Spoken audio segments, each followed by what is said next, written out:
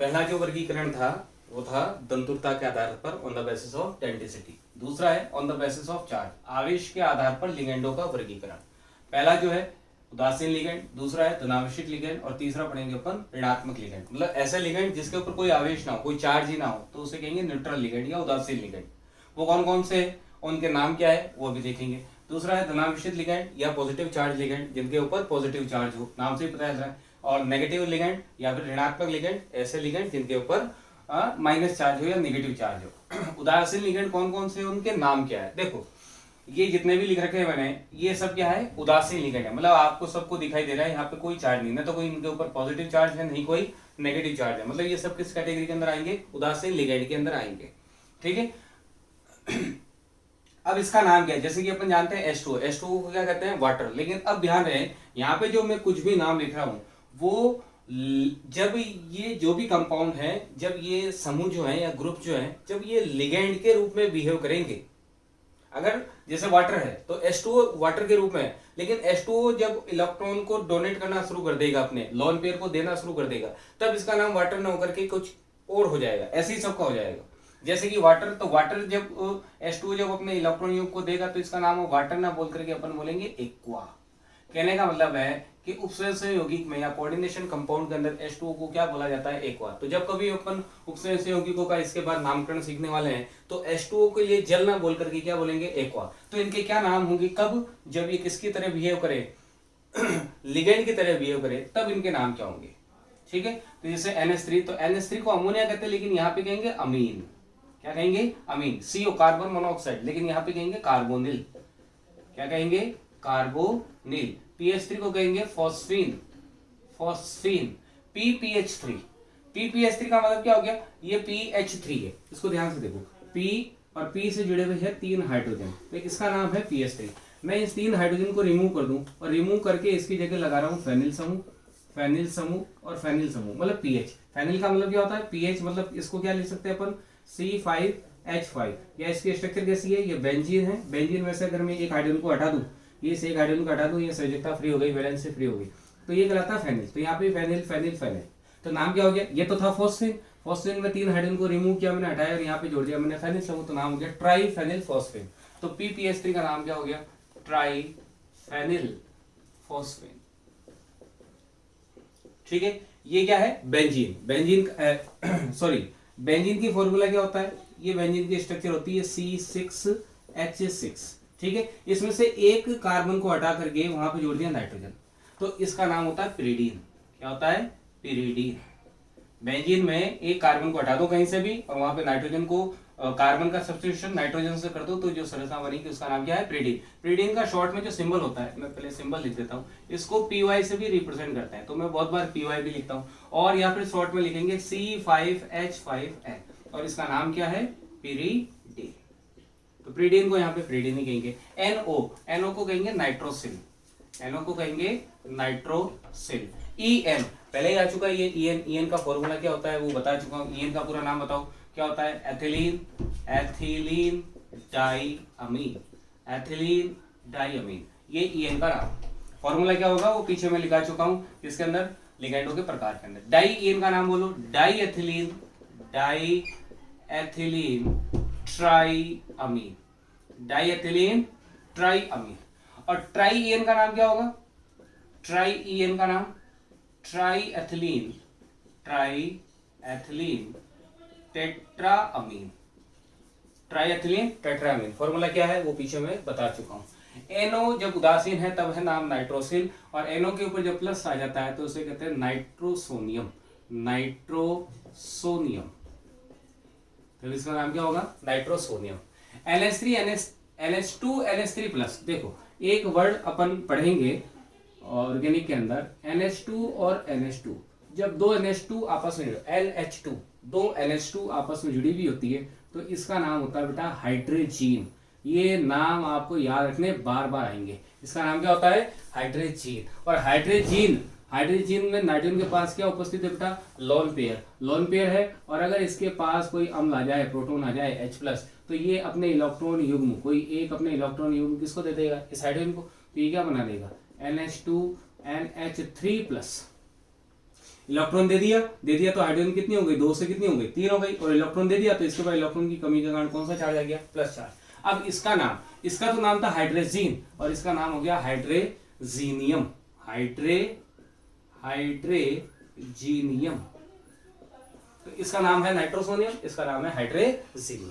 तो धनावेशित लिगेंड के अंदर 2 ही पढ़ने हैं आपको। अब नेक्स्ट आता है ऋणात्मक ligand, negative charge ligand. Negative charge ligand के अंदर X माइनस, X क्या है, हेलोजेंस है, कौन कौन सी, फ्लोरीन, क्लोरीन, ब्रोमीन और आयोडीन। जब ये लिगेंड की तरह बिहेव नहीं करती है तब इनका नाम क्या होता है, हैलाइड।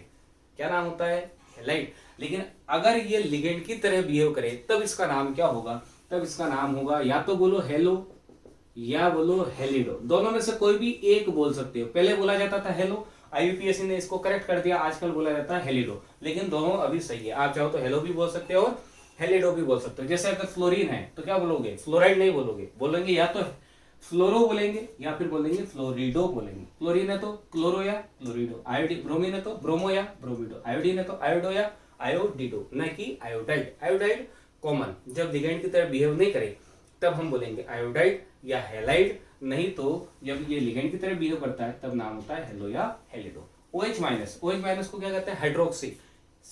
सामान्यतः क्या कहते हैं, हाइड्रोक्सी, लेकिन लिगेंड की तरह बिहेव करता मिले आपको ये कैसे, तो कंपाउंड के अंदर देखेंगे। जब ये लिगेंड की तरह बिहेव करता है तब इसका नाम होता है hydroxy, hydroxy. H minus hydrido, hydrido. CN cyano, CN। अब देखो इसके अंदर CN में क्या है, ये C ट्रिपल बॉन्ड N, और अब देखो ये सेंट्रल मेटल एटम है। सेंट्रल मेटल एटम से इस CN में से अगर इलेक्ट्रॉन को डोनेट कर रहा है कार्बन, और कार्बन इस केंद्रीय धातु परमाणु के साथ बंध बना रहा है, तब तो नाम है साइनो। तो मैं क्या कर रहा हूं यहाँ पे, इस CN के आगे वैलेंसी को फ्री कर रहा हूं। देखो मैं शॉर्ट में ऐसे लिख रहा हूँ CN और ये संयोजकता फ्री, मतलब जो आगे बंध बना रहा है केंद्रीय धातु परमाणु से, वो कौन बना रहा है, कार्बन, तब तो इसका नाम क्या है, साइनो है। लेकिन अगर केंद्रीय धातु परमाणु के साथ बंध कार्बन ना बना करके नाइट्रोजन बनाए, तो है तो फॉर्मूला वही अभी भी CN ही है, CN या CN उल्टा लिखा मैं, लेकिन केंद्रीय धातु परमाणु के साथ बंध कौन बनाए, जब नाइट्रोजन बनाए, तब इसका नाम क्या हो जाएगा, आइसोसाइनो। तो जब इस CN में से कार्बन अगर केंद्रीय धातु परमाणु के साथ बंध बना रहा है तब तो नाम है साइनो, और उल्टा कर दिया N और C, और ये बंध बनाता हुआ दिखा दिया मैंने कि ये आगे बंध बना रहा है, कौन बना रहा है, नाइट्रोजन बना रहा है केंद्रीय धातु परमाणु के साथ, तब इसका नाम क्या हो जाएगा बेटा, आइसोसाइनो हो जाएगा। It is called as isocyano. Next NO2। NO2 के अंदर भी देखो, ध्यान रहे, NO2 के अंदर ये जो स्ट्रक्चर लिख रखी है, तो NO2 की स्ट्रक्चर ये होती है, ये ओपन स्ट्रक्चर। और NO2 के अंदर ध्यान है, ऑक्सीजन और ये वाली नाइट्रोजन, एक तो ये नाइट्रोजन और ये ऑक्सीजन, दोनों केंद्रीय धातु परमाणु के साथ बंध बना सकती है, या तो बनाएगी ऑक्सीजन या बनाएगी नाइट्रोजन। जब नाइट्रोजन इस केंद्रीय धातु परमाणु के साथ जाकर के बंध बनाए इस NO2 में से, तब इसका नाम है नाइट्रो। क्या नाम है, नाइट्रो। लेकिन इसी NO2 को देखो, ये भी NO2 है, N double bond OO, NO2, लेकिन इसी NO2 के अंदर अगर केंद्रीय धातु परमाणु के साथ नाइट्रोजन नहीं, कौन, ऑक्सीजन जाकर के बंध बनाए, तब इसका नाम है नाइट्राइटो। तब इसका नाम क्या बेटा, नाइट्राइटो। तो NO2 के दो नाम है, नाइट्रो भी हो सकता है और नाइट्राइटो भी हो सकता है। ये डिपेंड करता है कि केंद्रीय धातु परमाणु के साथ बंध बनाने वाला परमाणु कौन सा है। अगर नाइट्रोजन है तब तो नाइट्रो है, और अगर ऑक्सीजन है तब नाम क्या है, नाइट्राइटो। इसी प्रकार से CN का नाम साइनो भी हो सकता है, आइसोसाइनो भी हो सकता है। ये भी डिपेंड करता है किसके ऊपर, कि बंध बनाने में भाग लेने वाला परमाणु कौन सा है। अगर कार्बन है तब तो बोलेंगे साइनो, और अगर नाइट्रोजन है तो उसको क्या बोला जाएगा, isocyano. CH3CO minus acetate ion कहते हैं, लेकिन यहाँ पे नाम क्या हो जाएगा, एसीटेटो, एसीटेटो। ये सारे नाम मैं तब लिख रहा हूँ, ये सारे नाम मैं तब लिख रहा हूँ जब ये सभी किसकी तरह बिहेव करते हो, लिगेंड की तरह बिहेव करते हो, ना कि एक सामान्य आयन या समूह या परमाणु की तरह। जब एक सामान्य आयन, परमाणु या आयन की तरह बिहेव करते हैं तो इनके जो कॉमन नाम है वही लिखे जाते हैं। लेकिन अगर जब ये लिगेंड की तरह बिहेव करते हैं, कि सर लिगेंड की तरह कैसे बिहेव करेंगे, सामान्य क्यों करेंगे, सामान्य तो जैसे देखता है तभी, है ना, किसी आयनिक यौगिक में, किसी सहसंयोजक यौगिक के अंदर जब ये समूह होते हैं तो सामान्य नाम जो होते हैं वही है। और लिगेंड की तरफ कब बिहेव करेंगे, कि ये सभी इनमें से कोई भी उप सहसंयोजक सत्ता, देखो उप सहसंयोजक सत्ता को किससे प्रदर्शित करते हैं, ब्रैकेट से। और ब्रैकेट है तो ब्रैकेट के अंदर जो कुछ भी लिखा है सबसे पहले वो हमेशा क्या है, केंद्रीय धातु परमाणु, और इसके बाद जो कुछ भी लिखा होगा वो सब क्या कहलाते हैं, लिगेंड। तो कहने का मतलब है इस ब्रैकेट के अंदर केंद्रीय धातु के बाद अगर इनमें से कोई भी समूह है तो अब वो सामान्य समूह नहीं रहे, वो सब किसकी तरह व्यवहार कर रहे हैं, लिगेंड की तरह। और जब लिगेंड की तरह यहाँ पे व्यवहार कर रहे हैं तो इनके नाम क्या लिखे जाएंगे, ये जो लिखाए जा रहे हैं वो लिखे जाएंगे। समझ में आ गया। ये सपोज करो एक क्लोरीन है यहाँ पे और ब्रोमीन है इसके बाहर, बाहर है मतलब ये क्या हो गया, काउंटर आयन, और अंदर है मतलब ये किसकी तरह व्यवहार कर रहा है, लिगेंड। दो हेलोजन है, एक क्लोरीन है एक ब्रोमीन है, मैंने कहा कि ये पूरा उपसर्ग यौगिक है, समझ में आ रहा होगा। ये उपसर्ग सत्ता के बाहर जो कुछ भी लिखा है वो क्या कहलाता है, काउंटर आयन। इस उपसर्ग सत्ता के अंदर Cl है, केंद्रीय धातु परमाणु ही हो गया, इसके बाद जो भी वो लिगेंड है, तो Cl यहाँ पे किसकी तरह व्यवहार कर रहा है, लिगेंड। लेकिन यहाँ पर Br जो है वो क्या, काउंटर आयन, मतलब एक सामान्य आयन है। तो अगर मेरे को इसका नाम लिखना तो ये तो सामान्य आयन है, ये लिगेंड है ही नहीं, तो इसका नाम क्या लिखूंगा, ब्रोमो लिखूंगा, ब्रोमिडो लिखूंगा या ब्रोमाइड लिखूंगा। कि ये सामान्य आयन है तो इसका नाम लिखेंगे भैया ब्रोमाइड।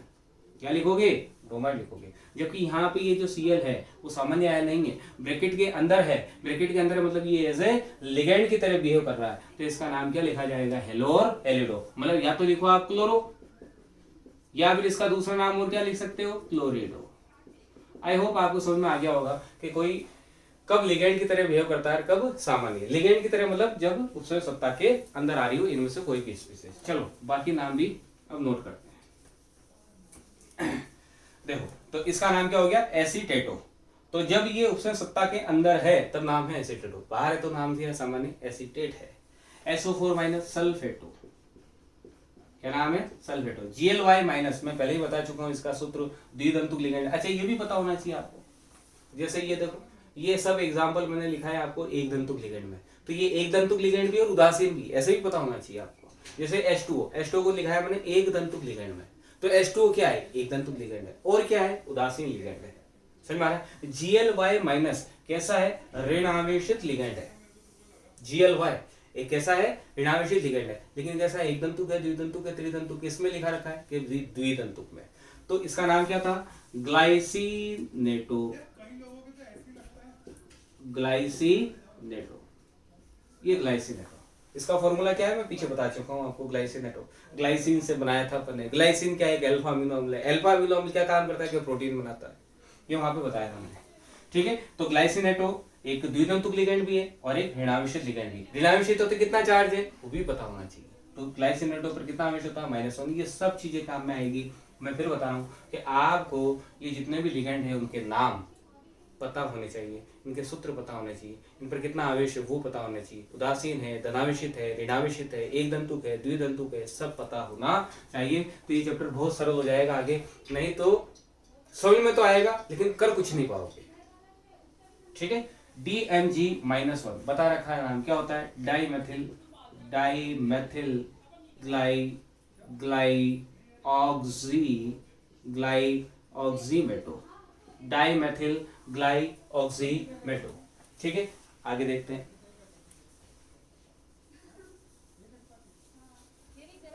और भी कुछ ऋणावेशित लिगेंड है, उनको भी फटाफट देखते हैं अपन क्या क्या है। NH2-, क्या है NH2-? NH2- का मतलब मैंने बताया था थोड़ी देर पहले, अमोनिया में से एक हाइड्रोजन हटा दो तो -1 आएगा नाइट्रोजन के ऊपर, तो इसका नाम क्या होता है, एमिडो। एक और हाइड्रोजन हटा दो तो इमिडो, एक और हाइड्रोजन हटा दो तो एजिडो, दूसरा नाम नाइट्रेलो भी कहा था अपन ने, है। तो फटाफट बोलते जाओ। NH2- का नाम क्या है, एमिडो। इसका नाम क्या है, इमिडो। इसका नाम क्या है, azido. Clear, azido. O-, oxido, sorry oxido क्या, ऑक्सो। इसका नाम परऑक्सो, परऑक्सो। इसका नाम सल्फाइडो। इसका नाम फॉस्फिडो भी लिखा रहता है, बहुत सी जगह फॉस्फाइडो भी लिखा रहता है, दोनों एक ही बात है। OX-2 ये बता रखा मैंने द्विदंतुक लिगेंड के अंदर क्या होता है, ऑक्सीलेटो। इनकी संरचना क्या होती है OX- की, पीछे लिखा रखी है, ऑक्सीलेटो। OX-2 NO3-, इसका नाम होता है नाइट्रेटो। नाइट्रेटो। ट्रेटो। NO3 माइनस है, वो थे NO2 माइनस, ये बेटा NO2 माइनस थे, ये दोनों NO2 माइनस है, इसका नाम है नाइट्रो और नाइट्राइटो। अगर नाइट्रोजन जुड़ती है तब नाइट्रो, ऑक्सीजन जुड़ती है तो नाइट्राइटो। लेकिन ये क्या है, NO3 माइनस, इसका नाम है नाइट्रेटो। ClO4 माइनस, इसका नाम क्या है, परक्लोरेट आयन। क्या नाम है, परक्लोरेट आयन। लेकिन लिगेंड की तरह व्यवहार करें तब नाम है परक्लोरेटो, परक्लोरेटो। देखो एक अम्ल है HClO4, इसका नाम है परक्लोरिक अम्ल है तो H प्लस आयन का क्या करेगा, त्याग करेगा तो पीछे क्या बच जाएगा, -1, तो इसका नाम क्या हो गया, परक्लोरेट आयन। लेकिन लिगेंड की तरह व्यवहार करें तब नाम क्या हो गया, परक्लोरेटो हो गया। अब है C5H5, ध्यान दे इसकी संरचना क्या है। C5H5 की संरचना ये होती है बेटा, ये 5 मेंबर रिंग है, यहाँ पे डबल बंद है और यहाँ पे है -4, ठीक है। और इसका नाम होता है साइक्लोपेंटाडाइनिल। साइक्लो मतलब चक्रीय, पेंटा मतलब कितने कार्बन है, 1 2 3 4 5, पेंटाडाइनिल। इल किसके लिए लगता है, इन, पहले तो इन, ये संयुक्ता फ्री, यहाँ से भी ये संयुक्ता अभी क्या है बेटा, फ्री है, तो डाई इन किसके लिए लगता है, डबल बंद के लिए, ये डबल बंद कितने हैं, 2, तो डाई इन, और संयुक्ता फ्री होती तो क्या लगता है, इल, क्या लगता है, इल, तो डाई इन ना बोल करके डाई इल, समझ में आ रही। तो नाम क्या हो गया, साइक्लो पेंटाडाइनिल, साइक्लोपेंटाडाइनिल।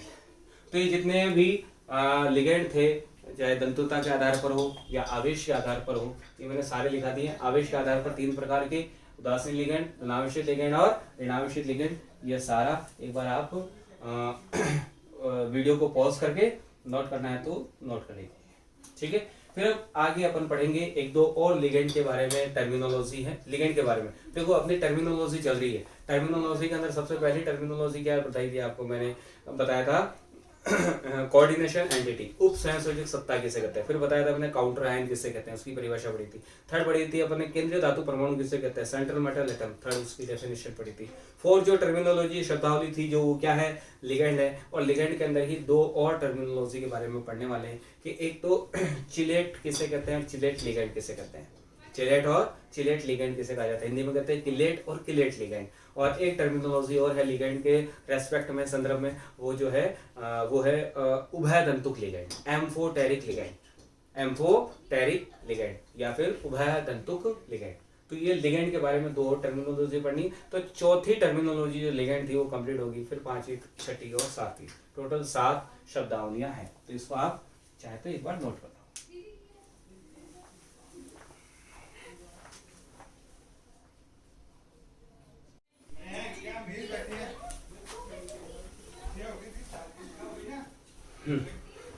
तो ये हो गया अपना लिगेंड के प्रकार, ठीक है। एक लिगेंड के अंदर ही 2 स्टार या 2 टर्मिनोलॉजी हो रहे हैं, 4th ही रहने देनी है, 4th के अंदर ही सब कुछ लिखना है।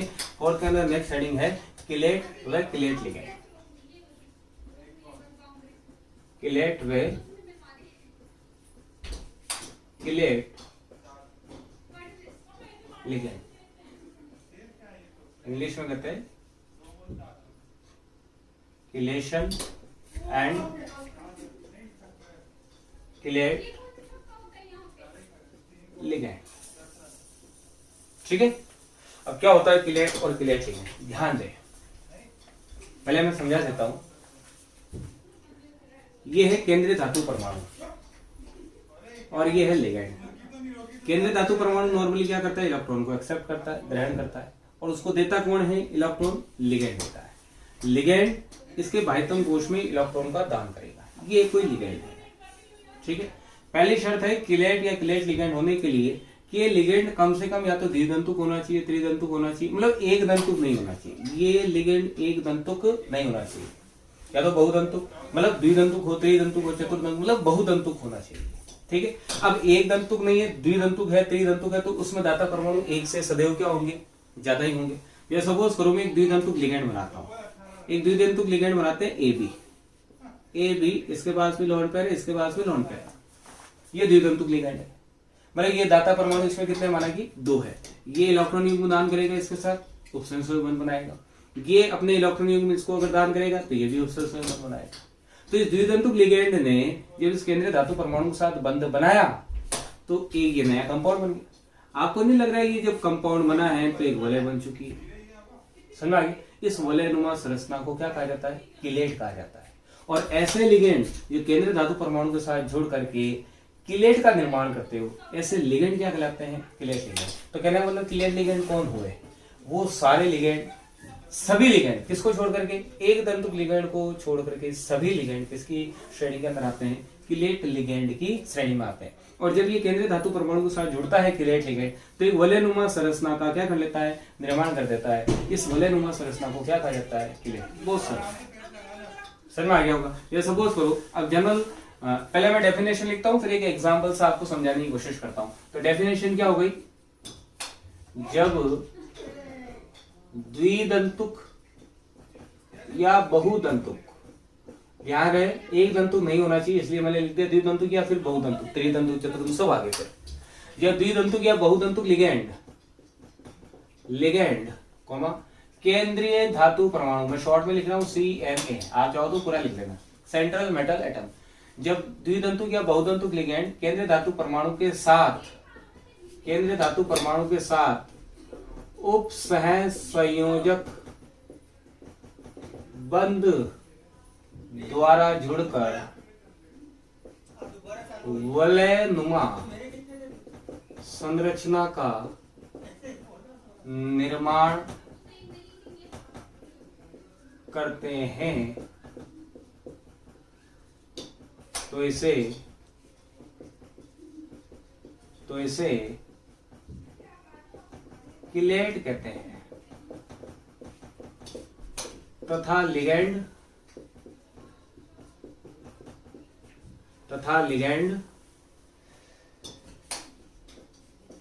किलेट लिगेंड कहलाता है। ये बात समझ आ गई होगी। एग्जाम्पल से मैं समझाता हूं आपको। जैसे कि मैंने एक एग्जाम्पल लिखा CuEn का होल ट्वाइस +2। देखो इसमें मैं बहुत सी चीजें पूछूंगा आपसे। चलो बताओ मेरे को, ये जो बॉक्स के अंदर है, ये पूरी एंटिटी, ये पूरी जो है, इसे क्या बोलते हैं? इसे बोलते हैं उपसंयोजक सत्ता। ठीक है, इस उपसंयोजक सत्ता के अंदर ये सबसे पहले, इसका मतलब ये उपसंयोजक यौगिक हो गया। इस उपसंयोजक सत्ता के अंदर सबसे पहले क्या लिखा हुआ है? Cu। इसका मतलब ये क्या हो गया? केंद्रीय धातु परमाणु। इसके बाद जो कुछ भी लिखा हुआ सब क्या है? लिगेंड है। इसका मतलब यहाँ पे कौन सा है? क्या लिखा हुआ है? En मतलब एक लिगेंड है। लिगेंड का नाम क्या है? एथिलीन डाइअमीन। इसकी संख्या कितनी है? 2 है। समझ में? ठीक है, तो अब इसकी स्ट्रक्चर बनाते हैं। देखो Cu, ये Cu, ठीक है। En का फॉर्मूला बोलो, एथिलीन डाइअमीन। देखो एथिलीन डाइअमीन का फॉर्मूला मैं बता चुका हूं आपको, अब मैं बार बार नहीं बताऊंगा, आपको पता होना चाहिए। NH2CH2 NH2। इसलिए मैंने पहले ही कहा है कि एक बार उनको याद करो, याद करने के बाद यहाँ पे आओगे तो बड़ा सरल हो जाएगा, इजी गोइंग हो जाएगा। तो ये है एथिलीन डाइअमीन। दिखाई दे रहा है? ये कितने मॉलिक्यूल है? एथिलीन डाइअमीन का कितना अणु है? एक अणु है। ये कितने लेने हैं आपको? 2। ये CH2 और NH2। दिखाई दे रहा है? अब ये क्या करेगा? इसके बाद लोन पेयर है तो अपने इलेक्ट्रॉन युग्म इसको दान करेगा। इसके बाद लोन पेयर है तो ये अपने इलेक्ट्रॉन युग्म इस कॉपर को दान करेगा। ये एक ने दान किया, ऐसे ये दूसरा वाला भी करेगा, ये दूसरा वाला भी करेगा। करेगा नहीं करेगा? तो इधर से क्या बन गई? एक ये वलय बन गई। इधर से ये क्या बन गई है? वलय बन गई। तो वलय बन गई मतलब क्या बन गया? किलेट बन गया। तो ये पूरी संरचना तो कहलाएगी किलेट। और ये जो En है लिगेंड, जिसने इस वलय का निर्माण किया, इस लिगेंड ने, तो ये लिगेंड क्या कहलाएगा? किलेट। आई होप समझ में आ गया होगा। फिर भी एक एग्जांपल और समझते हैं। सारे एग्जांपल लिखने की जरूरत नहीं है, याद करने की जरूरत नहीं है, जितने याद हो उतने ठीक। कम से कम एक का तो आपको आइडिया होना चाहिए। चलो एक एग्जांपल और लेते हैं। FeOX का होल थ्राइस +3। अच्छा इसके अंदर ये भी बताओ En है, तो En क्या है? एक दंतुक लिगेंड है, द्विदंतुक है, त्रिदंतुक, फटाफट द्विदंतुक लिगेंड। देखो ना, ये एक लिगेंड कितने दाता परमाणु, कितने उपसर्जक बंध बना रहा है? 2 बना रहा है। कितने दाता परमाणु? जितने दाता परमाणु होंगे वो उतने ही उपसंयोजक बंध का क्या करेगा? निर्माण। तो ये एक En है, कितने उपसंयोजक बंध बना रहा है? 2 बना रहा है। मतलब इसमें दाता परमाणु कितने हैं? 2 है। दोनों ही कौन है? नाइट्रोजन है। अच्छा ये बताओ, ये ईएन कैसा है, धनावेशित है, ऋणावेशित है या उदासीन, कौन सी श्रेणी में आता है, उदासीन में दिखा रखा है, तो ये पता होना चाहिए। चलो FeOX का होल थ्राइस, ये ऑक्सीजन सत्ता हो गई, कोष्टक के अंदर है। सबसे पहले जो भी लिखा मतलब केंद्रीय धातु परमाणु, कौन है केंद्रीय धातु परमाणु यहाँ पे, Fe मतलब आयरन। आगे जो भी लिखा है वो क्या है, लिगेंड। लिगेंड क्या लिख रखा है मैंने, OX। OX का मतलब क्या होता है, फटाफट क्लिक करके बताओ, oxalato. Very good, oxalato. Oxalato की संख्या कितनी है, 3 है। ठीक है, अब इसके स्ट्रक्चर बनाते हैं। ये Fe, ऑक्जेलेटो की स्ट्रक्चर कैसी होती है, C double bond O, C double bond O, O minus O minus, ये एक ऑक्जेलेटो है। दूसरा ऑक्जेलेटो बनाते हैं, C double bond O double bond O, O minus और O माइनस। ठीक है, एक और बनाते हैं oxalato, C double bond O double bond O, O minus. दिखाई दे रहा होगा आपको। अब क्या करना है, कोऑर्डिनेशन बॉन्ड बनाना है। कैसे बना है, ये अपने इलेक्ट्रॉनिक प्रदान करे इसको, ये अपने इलेक्ट्रॉनिक प्रदान करे इसको। ये एक ऑक्सीलेटो ने कितने बंध बनाए, 2, मतलब ये कैसा है, द्विधातुक लिगेंड। अपन को पता भी ऑक्सीलेटो कैसा होता है, एक द्विधातुक लिगेंड का एग्जांपल। आवेशित है, कौन सा, धनावेशित है, ऋणावेशित है या उदासीन में आता है, क्या आपको दिख ही रहा है, इसके ऊपर क्या है, ऋणावेशित है मतलब ऋणावेशित है। कितना आवेश है ऑक्सीलेटो के ऊपर, -2, मैंने ऐसे बताया था, OX -2 ऐसे लिखा जाता है। ठीक है, चलो तो इसने बंध बना लिया, इधर इसने ऑक्सीलेटो बंध बना लिया, ये ऑक्सीलेटो बंध बनते जा रहे। तो एक ये वलय बन गई, एक यहां से वलय बन रही, ये वलय बन रही, तो ये वलय क्या कहलाती है, चिलेट, और ये लिगेंड क्या कहलाएगा, चिलेट लिगेंड कहलाएगा। आई होप आप समझ में आ गया होगा चिलेट और चिलेट लिगेंड। तो आपको डेफिनेशन आनी चाहिए, एक एग्जांपल याद करना है। नेक्स्ट इसी के अंदर एक स्टार लगा करके हेडिंग लगाते हैं, उभय दंतुक लिगेंड। हेडिंग है उभय दंतुक लिगेंड, उभय दंतुक लिगेंड, एम्फोटेरिक लिगेंड, एम्फोटेरिक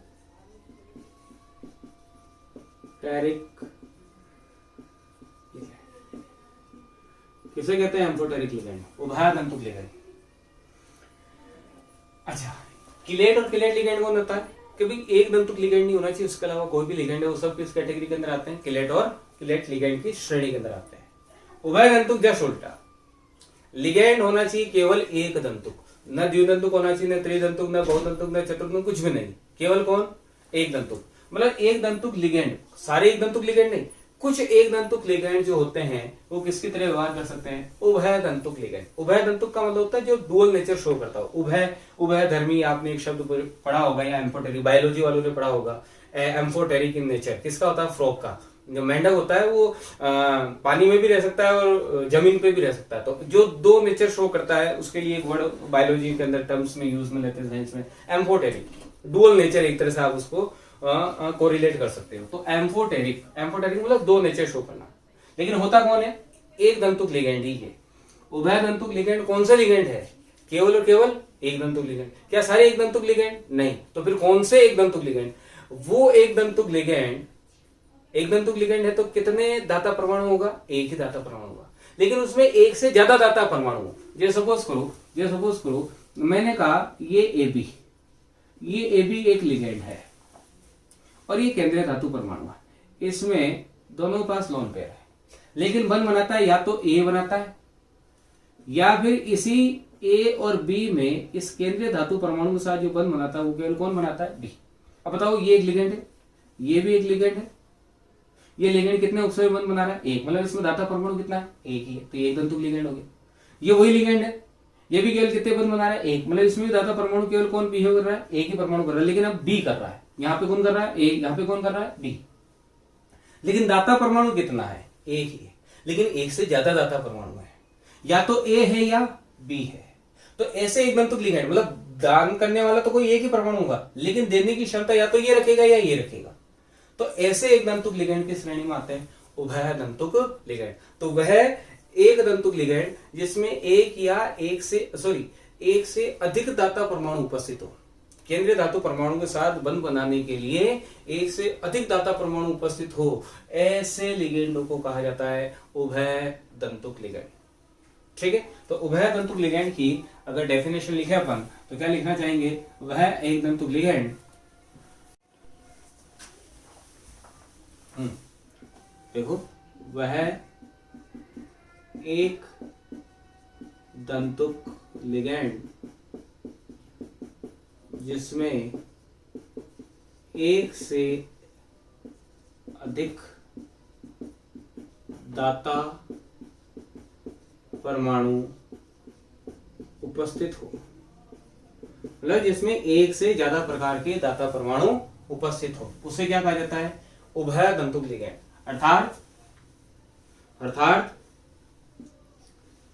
अर्थात दो से अधिक परमाणु द्वारा केंद्रीय धातु परमाणु से जुड़ सकता हो। एक से अधिक, तो नहीं, एक से अधिक परमाणु द्वारा केंद्रीय, सेंट्रल मेटल एटम मतलब शॉर्ट में लिखा है, पूरा क्या है? केंद्रीय धातु परमाणु से जुड़ सकता हो, उसे उभय दंतुक लिगैंड कहते हैं। ठीक है, अब इसके एग्जाम्पल देखो। पहला एग्जाम्पल है CN। देखो मैं CN का पहले ही बता चुका हूँ। CN किस प्रकार का है? धनावेशित या ऋणावेशित लिगैंड के अंदर मैंने बताया कैसा है, एक दंतुक है, द्विदंतुक, एक दंतुक है, ये सब आपको पता होना चाहिए। देखो ये CN जो है, ये CN दो तरीके से जुड़ सकता है, ये मैं पहले ही बता चुका हूँ। ये है सेंट्रल मेटल एटम, इसके साथ या तो इस CN में से कार्बन इसके साथ बन रहा है, तो जब CN में से कार्बन इस केंद्रीय धातु परमाणु के साथ उपसंयोजक बंध बनाएगा तब इस CN का नाम है साइनो। क्या नाम बेटा? साइनो। लेकिन जब केंद्रीय धातु परमाणु के साथ इस CN में से कार्बन बंध ना बनाए, कौन बनाए बेटा? नाइट्रोजन बनाए, तब इसका नाम क्या है? आइसोसाइनो। तब इसका नाम क्या है? आइसोसाइनो नाम है। ये पहला एग्जाम्पल। तो CN एक किस प्रकार का लिगैंड है? उभय दंतुक लिगैंड। तो बताओ एक और ऐसा कौन सा एग्जाम्पल बता रखा था मैंने?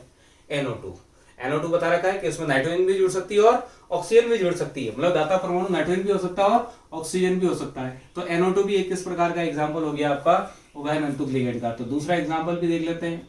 दूसरा एग्जाम्पल कौन है? NO2 minus. तो देखो NO2 माइनस, ये केंद्रीय धातु परमाणु, इसके साथ बंध कौन बना सकता है? नाइट्रोजन बना सकता है। अगर नाइट्रोजन बनाएगा तो संरचना ये हो गई। तो नाइट्रोजन बनाता है तब इसका नाम क्या होता है बेटा? नाइट्रो। क्या नाम होता है? नाइट्रो। पहले ही डिस्कस कर चुके अपन। और सेकंड क्या है कि यहाँ पे केंद्रीय धातु परमाणु से नाइट्रोजन बंधना बनाए, कौन बनाए? ये ऑक्सीजन बनाए, तो N डबल बॉन्ड O, तब इसका नाम क्या होता है? नाइट्राइटो। क्या नाम होता है? नाइट्राइटो। कंप्लीट। तीसरा एग्जाम्पल देखने की कोशिश करते हैं। तीसरा एग्जाम्पल क्या है इसका? तीसरा एग्जाम्पल है जैसे और NO2 हो गया, CN हो गया, और क्या ले सकते हैं? जैसे SCN।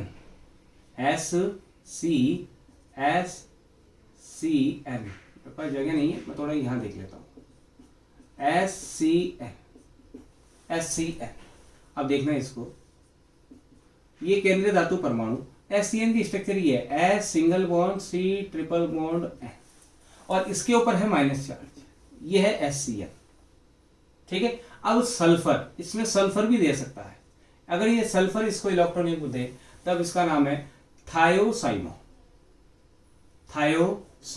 या थायोसाइनेटो। इसका नाम क्या है? थायोसाइनेटो। ठीक है। और दूसरा क्या हो सकता है? इसके स्ट्रक्चर देखना, S C triple bond N, और यहाँ पे था माइनस। अब इसमें अगर मैं रेजोनेंस करा दूं, देखो यहाँ पे अभी तो दे रहा है सल्फर, अब नाइट्रोजन कैसे देगा इसको देखना। तो यहाँ पे अगर मैं अनुनाद करा दूं, ये डबल बॉन्ड यहाँ पे, ये बंद के इलेक्ट्रॉन यहाँ पे डबल बंद के इलेक्ट्रॉन आए यहाँ पे, तो यहाँ पे कौन सा चार्ज आएगा? माइनस। ध्यान से देखो संरचना क्या बनेगी, ये S है, ये C है, ये N है, तो यहाँ पे आ गया डबल बंद। इसने इलेक्ट्रॉन यहाँ दिए तो यहाँ पे कौन सा चार्ज आएगा? प्लस। तो प्लस और माइनस कैसे हो गए? उदासीन। यहाँ पे आएगा प्लस, ये माइनस था, प्लस माइनस उदासीन हो गया। यहाँ आ गया डबल बंद, ये ट्रिपल बंद था तो अब ये क्या रह गया? डबल बंद। और डबल बंद में से एक इलेक्ट्रॉन चल गया नाइट्रोजन के ऊपर, तो यहाँ पे कौन सा चार्ज आ गया? माइनस। अब माइनस यहाँ आ गया तो ये इलेक्ट्रॉन युग्म का क्या कर सकता है? दान कर सकता है। तो ये अगर इलेक्ट्रॉन युग्म का दान करेगा नाइट्रोजन, तो नाइट्रोजन इस केंद्रीय धातु परमाणु के साथ जुड़ेगा, तब संरचना क्या बनेगी? M उपसंयोजक बंध अब क्या बना N, N के बाद डबल बॉन्ड के बाद C डबल बॉन्ड S, तो इसे कहेंगे आइसोथायोसाइनेटो, आइसोथायोसाइनेटो। तो SCN के दो नाम है, या तो नाम है थायोसाइनेटो या फिर इसका नाम है आइसोथायोसाइनेटो। तब क्या नाम है, अगर सल्फर जुड़ता है तब नाम है थायोसाइनेटो, और अगर नाइट्रोजन जुड़ता है SCN में से तो इसका नाम हो गया आइसोथायोसाइनेटो। ठीक है, इसके बाद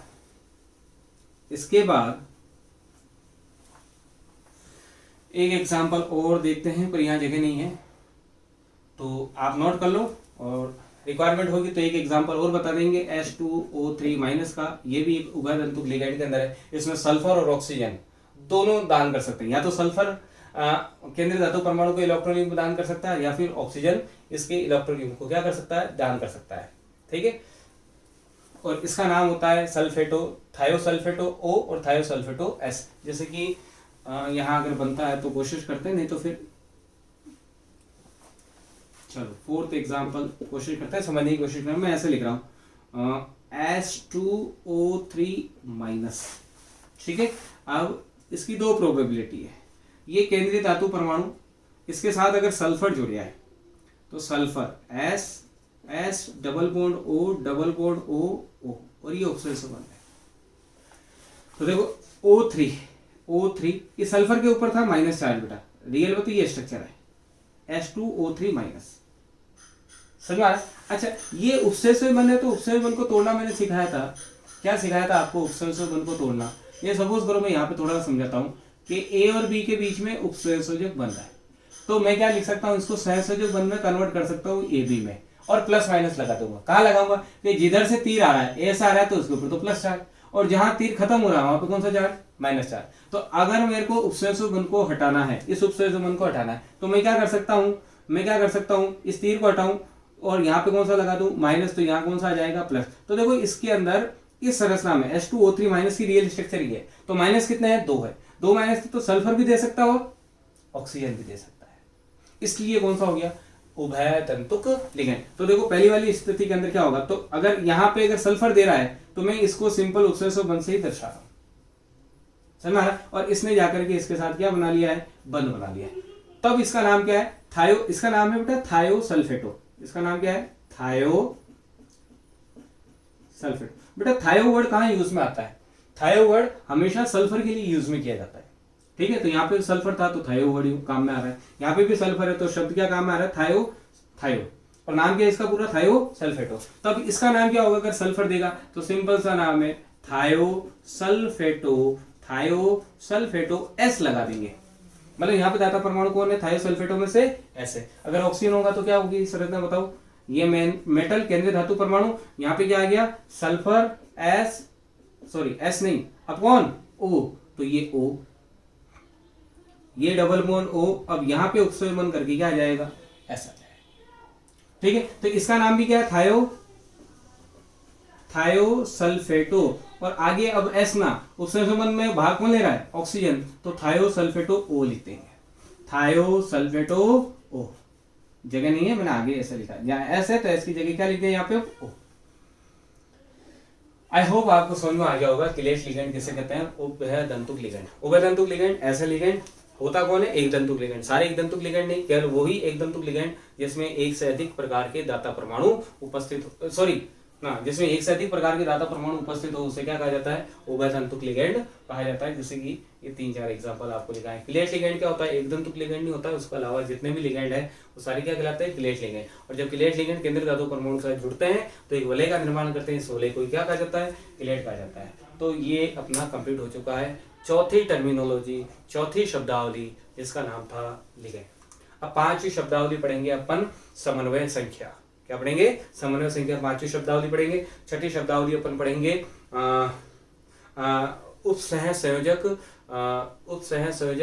या बहुभुज क्षेत्र या उपसह समन्वय। एक तो पढ़ेंगे समन्वय संख्या या उपसह संख्या, और एक पढ़ेंगे बहुभुज क्षेत्र, है ना। और एक पढ़ेंगे अपन साथ ही शब्दावली के अंदर, वो पढ़ेंगे हेट्रोलेप्टिक और होमोलेप्टिक लिगेंड, दो प्रकार के लिगेंड के बारे में और चर्चा करेंगे। तो ऐसे सारा शब्दावली या टर्मिनोलॉजी के बारे में पढ़ने वाले। ये चौथी टर्मिनोलॉजी आपकी कंप्लीट हो गई, इसको आप तुरंत नोट कर लो।